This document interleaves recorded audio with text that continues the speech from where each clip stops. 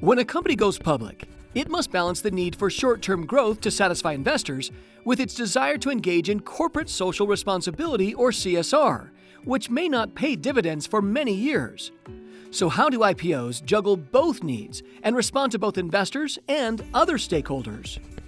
By studying U.S. companies that went public between 2003 and 2014, researchers found that many IPOs do invest in CSR, but do so discriminately, emphasizing only the CSR issues that are material for their industries.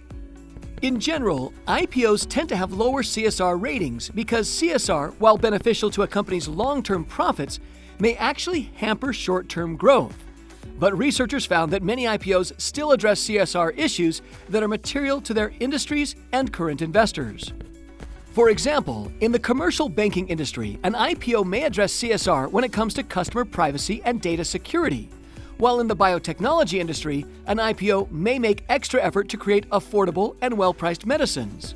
In fact, IPOs with the highest, most positive material CSR activities relative to their industry peers exhibit significantly positive returns and experience fewer delistings in the years following their IPO.